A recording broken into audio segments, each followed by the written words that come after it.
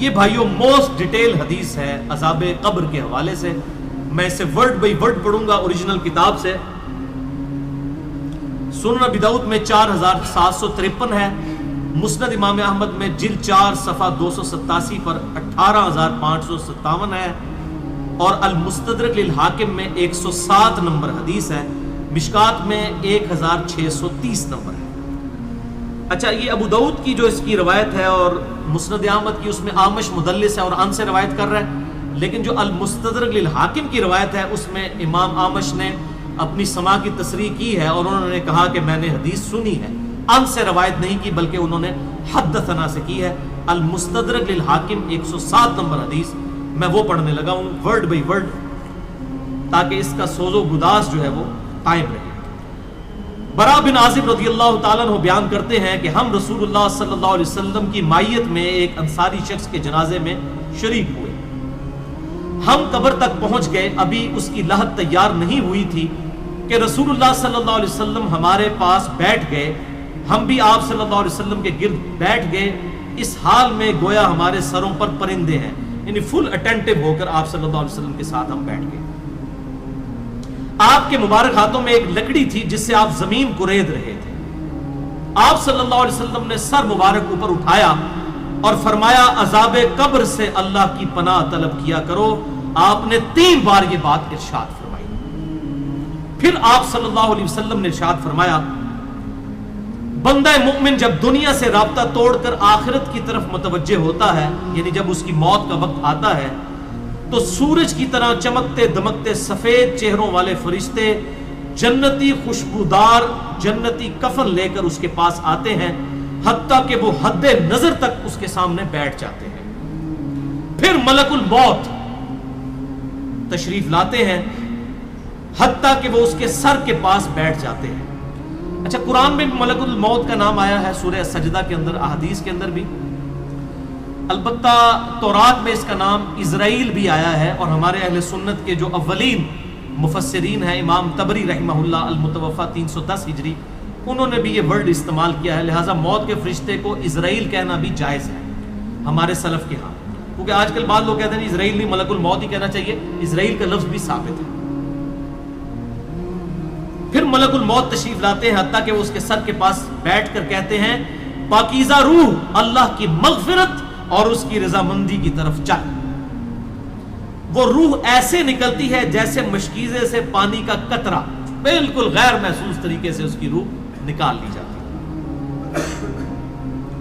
اور جب ملک الموت اس کی روح نکالتے ہیں تو باقی فرشتے اسے آنکھ جھپکنے کے برابر بھی ملک الموت کے پاس نہیں رہنے دیتے، بلکہ اسے فوراً اس کے کفن اور اس خوشبو میں لپیٹ دیتے ہیں جو جنت سے لائی ہوتی ہے. پھر اس کی روح کو لے کر بلند ہوتے ہیں، اور فرشتوں کی جس جماعت کے پاس سے وہ گزرتے ہیں تو فرشتے پوچھتے ہیں کہ یہ کیسی خوشبو ہے، تو وہ اس کے دنیا کے ناموں میں سے بہترین نام لے کر بتاتے ہیں کہ یہ فلاں بن فلاں کی روح ہے، حتیٰ کہ وہ اسے آسمان دنیا تک لے پہنچتے ہیں اور اس کے لیے دروازے کھولنے کی اجازت طلب کرتے ہیں.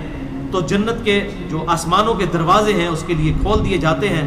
پھر ہر آسمان کے مقرب فرشتے اگلے آسمان تک اسے پروٹوکول دیتے ہوئے اس روح کے ساتھ جاتے ہیں، حتیٰ کہ اسے 7ویں آسمان تک پہنچا دیا جاتا ہے. تو اللہ تعالیٰ فرماتا ہے میرے بندے کا نامہ اعمال علیین میں لکھ دو، جو سورۃ المطففین میں آیا ہے. علیین اور سجین یہ 2 مقامات ہیں. ایمان والوں کی روحیں جو ہیں علیین میں ان کا نامہ اعمال لکھا جاتا ہے، اور جو منافقین ہیں مجرم ہیں سجین میں لکھا جاتا ہے. سورۃ المطففین سورت نمبر 83 ہے، پارہ نمبر 30 کے اندر. اور اسے واپس دنیا کی طرف لے جاؤ کیونکہ میں نے انہیں اسی دنیا سے پیدا کیا اور اسی میں انہیں لوٹاؤں گا اور پھر دوبارہ اسی سے نکالوں گا. پھر اس کی روح اس کے جسم کی طرف لوٹا دی جاتی ہے. لیکن یہ لوٹنا دنیا کا سا لوٹنا نہیں ہوگا، یعنی وہ لوٹنے کے بعد یہ نہیں ہے کہ ایک مردہ قبر میں کوئی بیٹھ جائے گا ہمیں نظر آئے گا. یہ سب کچھ برزخی معاملات ہوں گے جو میں نے پچھلی دفعہ ڈسکس کیے تھے سورہ فاطر کی آیت نمبر 42 کے تحت، کہ نیند کی حالت میں بھی انسان کی روح قبض ہوتی ہے، لیکن اس کو چٹکی کاٹے تو وہ جاگ اٹھتا ہے. روح کا تعلق بھی رہتا ہے اس حالت میں بالکل اس طریقے سے. ایک ڈیفرنٹ لائف ہے، برزخی لائف. پھر 2 فرشتے اس کے پاس آتے ہیں یعنی اس کی قبر میں، اسے بٹھا کر پوچھتے ہیں. اب یہ وہ 4 سوال یہاں پر آ رہے ہیں اس ڈیٹیل حدیث میں. پہلا سوال کرتے ہیں تیرا رب کون ہے؟ من ربک؟ وہ کہتا ہے ربی اللہ، میرا رب اللہ ہے. دوسرا سوال پوچھتے ہیں تیرا دین کیا ہے؟ ما دینک، تیرا دین کیا ہے؟ تو وہ کہتا ہے میرا دین اسلام ہے. پھر پوچھتے ہیں کہ وہ آدمی جو تم میں مبعوث کیے گئے وہ کون ہے؟ اب یہاں پر وہ ڈیٹیل آئی، الذی بعث فیکم، وہ شخص جو تم میں مبعوث کیا گیا تھا وہ کون تھا؟ تو یہ جو کہتے ہیں نا قبر میں آپ صلی اللہ علیہ وسلم آ جاتے ہیں، تو یہ کسی حدیث میں بھی نہیں ہے. اس میں ڈیٹیل آ گئی کہ اس سے پوچھا جاتا ہے جو شخص تم میں پیغمبر بنا کر بھیجا گیا وہ کون تھا؟ تو وہ کہتا ہے ہوا محمد رسول اللہ، وہ اللہ کے رسول محمد صلی اللہ علیہ وسلم. مسئلہ حاضر و ناظر میرا ریکارڈ ہے، مسئلہ نمبر 7، جس میں میں نے یہ تمام شبہات کلیئر کی ہیں. یہ 3 سوالوں کے بعد اچھا جامعہ ترمذی میں ایک حدیث ہے 3120، اس میں الفاظ ہیں کہ وہ پوچھتے ہیں من نبیو کا، تیرا نبی کون ہے؟ اس میں تو ہے نا کہ اس شخص کے بارے میں تیرا کیا عقیدہ ہے، اس میں من نبیو کا الفاظ ہے. جامعہ ترمذی 3120. اچھا اللہ کا شکر ہے کہ یہ نہیں پوچھتے تیرا فرقہ کون سا ہے، تو کس امام کی تقلید کرتا تھا، کیڑی مسیدی تو نماز پڑھتا سا ہے. دیکھ لو کوئی چیز نہیں، تیرا رب کون ہے، تیرا دین اور نبی صلی اللہ علیہ وسلم. تو دنیا میں بھی ہم یہی کہتے ہیں اللہ رسول قرآن، یہی بات ہے. تو قبر کے اندر جا کر بھی یہی سوال ہے. اب وہ جب 3 سوالوں کے جواب دیتا ہے تو فرشتے 4تھا سوال اس سے پوچھتے ہیں، جو میں نے قبر کا 4تھا سوال، مسئلہ نمبر 78. تمہیں کیسے پتا چلا، ان 3 سوالوں کے جواب تمہیں کیسے آئے؟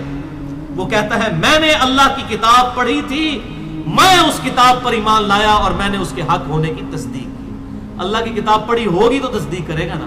اگر سنا کے سنی ہوگا تو کیا تصدیق کرے گا؟ ہاں پڑھا کے سنی ہوگا تو تصدیق کر دے گا. پھر آسمان سے آواز آتی ہے میرے بندے نے سچ کہا، اس کے لیے جنتی بچھونا بچھا دو، اسے جنتی لباس پہنا دو اور اس کے لیے جنت کی طرف دروازہ کھول دو. قبر کے اندر ہی جنت کی طرف دروازہ کھول دو. یعنی آپ سمجھ لیں جس طرح یہ اب ٹچ سکرین موبائل رکھ کے اور جناب لیپ ٹاپ رکھ کے سامنے لوگ بیٹھے ہوتے ہیں نا، تو ایک دوسری دنیا میں چلے جاتے ہیں. تو جنت کا فزیکلی دروازہ کھول دیا جائے گا، اس کو جنت کی ہوائیں بھی، خوشبو بھی آئے گی اور انتظار وہ کرے گا. وہاں اسے ہوا کے جھونکے اور خوشبو بھی آتی ہوگی اور حد نظر تک اس کی قبر کو کشادہ کر دیا جائے گا. خوبصورت چہرے، خوبصورت لباس اور بہترین خوشبو والا ایک شخص اس کے پاس قبر میں آئے گا اور کہے گا اس چیز سے خوش ہو جا جو چیز تجھے خوش کر دے، یہ وہ دن ہے جس کا تجھ سے وعدہ کیا جاتا تھا. وہ شخص پوچھے گا کہ اے شخص تو کون ہے، تیرا چہرہ بھلائی لانے والا چہرہ ہے.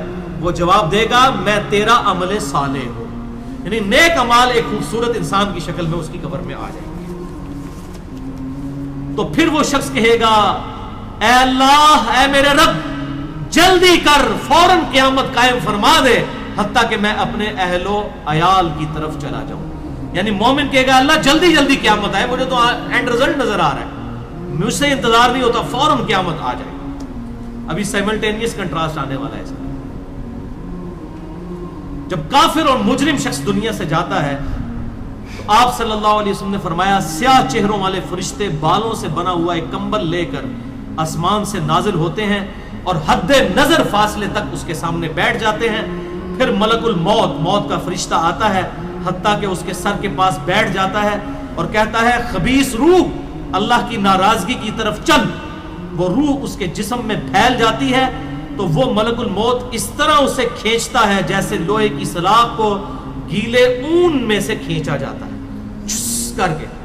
گرم سلاخ جو ہے وہ اونی کپڑے کے اندر، گیلے کے اندر ڈال کے یوں کھینچی جائے نا، اس طرح اس کے پورے جسم سے اس کی روح نکالی جاتی ہے. بولے اعوذ باللہ تعالی.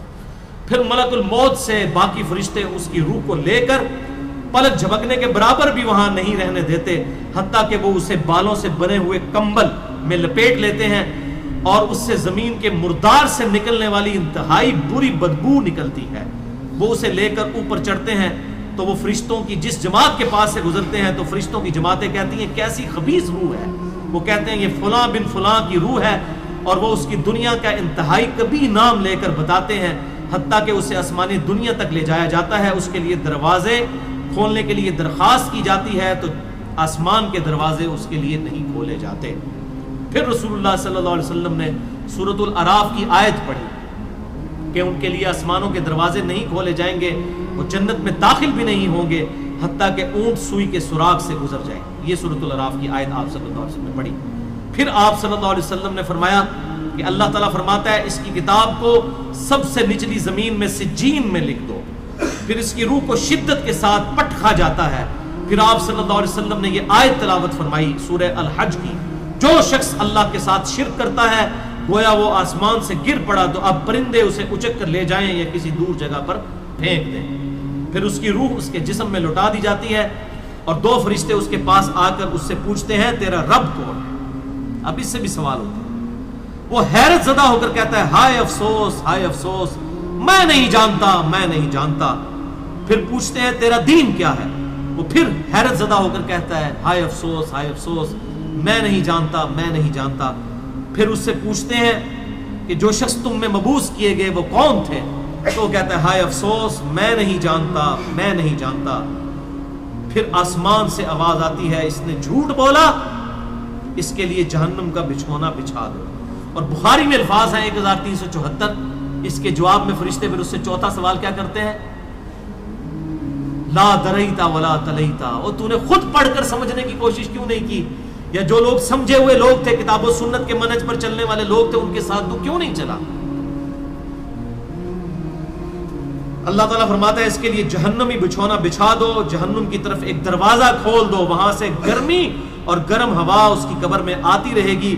उसकी कब्र को इस कदर तंग कर दिया जाएगा कि इसकी पसलियां एक दूसरे के अंदर दाखिल हो जाएंगी और एक कबीह चेहरे वाला शख्स कबीह लिबास में इंतहाई बदबूदार हालत में उसके पास आएगा और उसे कहेगा तुम्हें ऐसी चीजों की बिशारत हो जो तुम्हें गमजदा कर दें, ये तेरा वो दिन है जिसका तुझसे वादा था।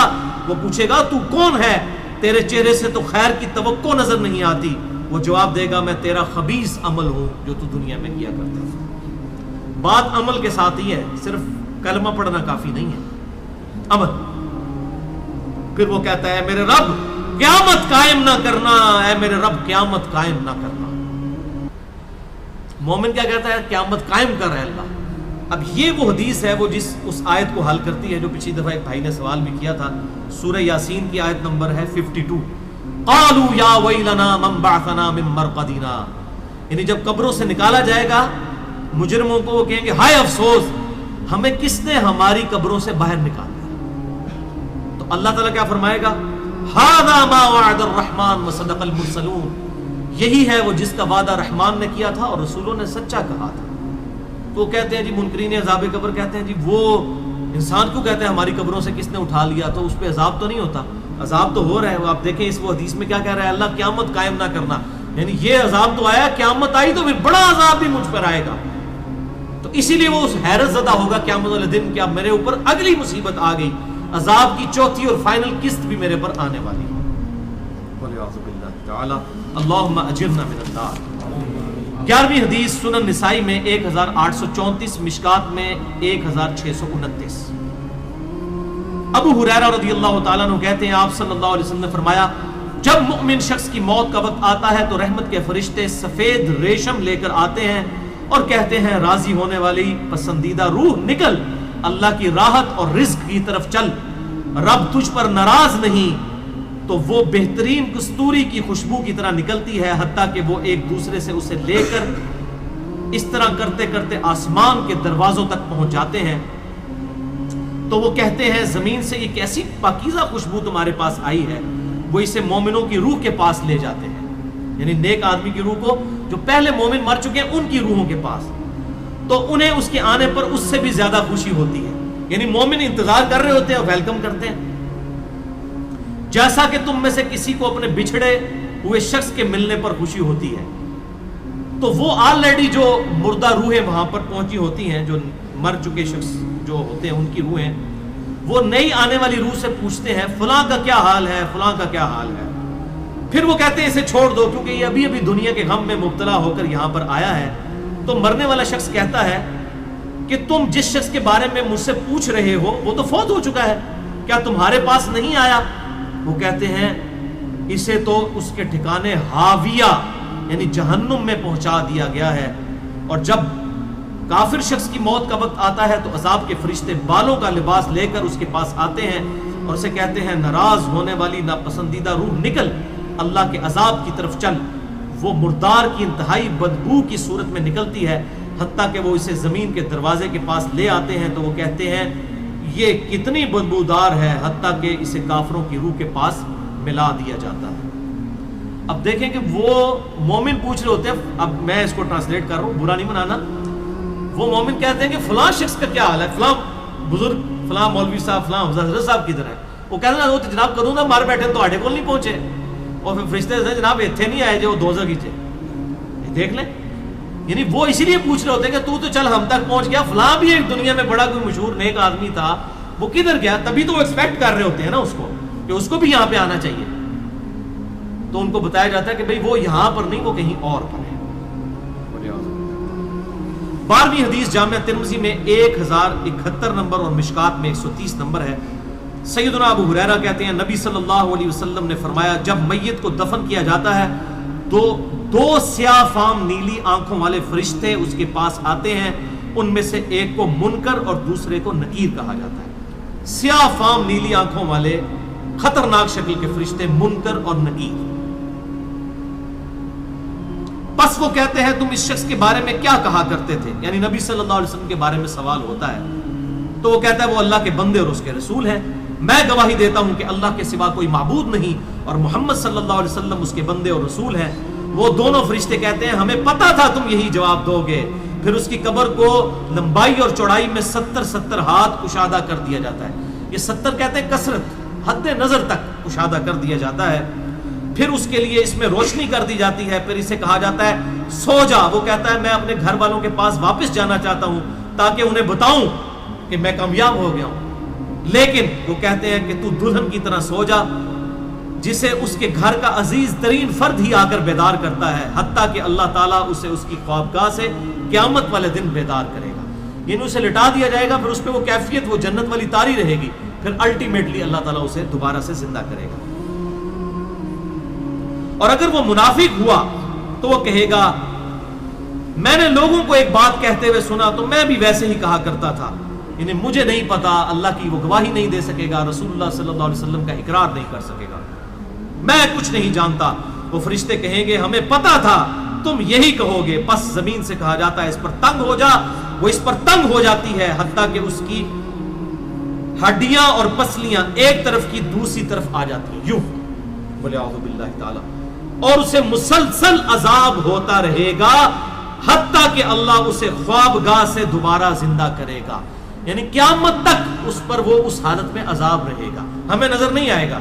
جیسے سویا ہوا شخص ایک ڈراؤنا خواب دیکھتا ہے وہ تکلیف محسوس کرتا ہے، پاس کھڑا شخص نہیں محسوس کر سکتا۔ اور سنن دارمی میں ایک حدیث ہے صحیح سند کے ساتھ، مشکات میں 134 نمبر ہے کہ آپ صلی اللہ علیہ وسلم نے فرمایا 99 اژدہے اس پر، 99 جو ہے خطرناک ڈینجرس قسم کے سانپ اس پر مسلط کر دیے جاتے ہیں جو قیامت تک اسے ڈستے رہتے ہیں، اور وہ اتنے خطرناک اژدہے ہیں آپ صلی اللہ علیہ وسلم نے فرمایا کہ اگر ان میں سے کوئی ایک بھی دنیا پر اپنی پھنکار پھینک دے تو دنیا کی زمین کا بھی سبزہ نہ اگائے، ایسا زہر ہے ان کے اندر۔